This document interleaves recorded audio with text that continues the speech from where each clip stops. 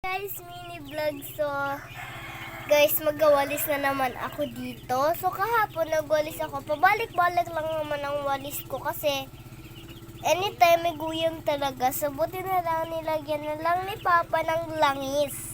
Yan. Kasi kapag tubig lang, hindi siya namamatay, nabubuhay pa din.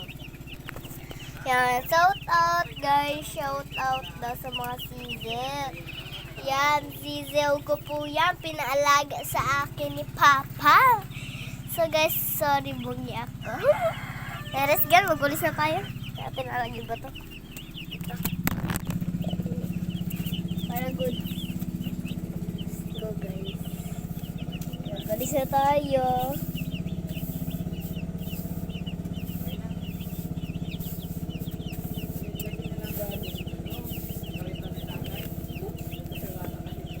Sulis na tayo.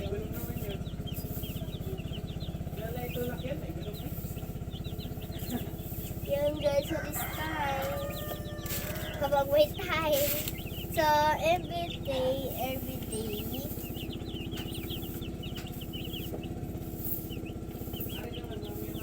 Yan, sulis na tayo. So, dito ko lang lalagay. Yan. Sinarado ko everyday kasi pag hindi ko sinasarado to. So, papakita ko sa inyo yung mga sisiw ko. Ito ko na akit. So, let's go ko natin. Ito po yung mga sisiw ko. Yan. Diba? Ano ko po, ang daming ipot na yan. Ang daming ipot na yan, guys. Kala nyo mahirap maglinis. Shout out nga. Hindi shout out. Live po ako sa mga shout out na shout out. So, ano ba ako? So, ito nga pala. So, ano to ni Mama? Nilinisan naman. So, kasi everyday, so may mangga pa ako. Hindi ko pa nakakakain. Siguro baka lang gawin. Naku. Ay, naku po. Yung mga sisiw na yan. Ay, nakatakaw. Yung paligiran nila. So, medyo mainit lang dito guys. Sobrang init guys.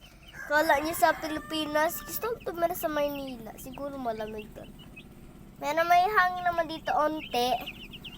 Pag kasi sobrang lamig, bawal na guys sa sobrang lamig yung sisiw. Kasi baka sila mamatay, ganun. So, ito, tinatakluban naman to ni Mama tuwing hapon. Anong hapon guys, nung umaga, naulan guys, naulan talaga nung umaga. Ay buti hindi agad tinanggal ni Mama. Kasi guys, gabi pa lang, umulan na. Yan. So guys, yung tubig nila, pinalitan na ng ni Mama kagabi. So siguro, lagi niya natignan tuwing gabi. So guys, wala lang akong magawa. And pag wala akong magawa, pumupunta lang ako sa sisiw. Nilalaro ko sa sila kasi nabuboard talaga ako pag wala akong magawa. And lalo na pag walang load yung cellphone. Ay nako po, mahilig mong nuka-nuka. Yan po. Mahilig po mong nuka yan. Yan po. Yan po. Dami naka-stock ipot. So, sabi nga ni po ni Papa, ipapalinisan ko daw po yung kay Mama yung mga ipot. Kasi pag hindi ko daw po nilinisan, babaho. Ayoko naman guys na yung nalaglag siya sa baba yung ipot. Kasi everyday, so lagi ko to pinupuntahan kasi love na love ko.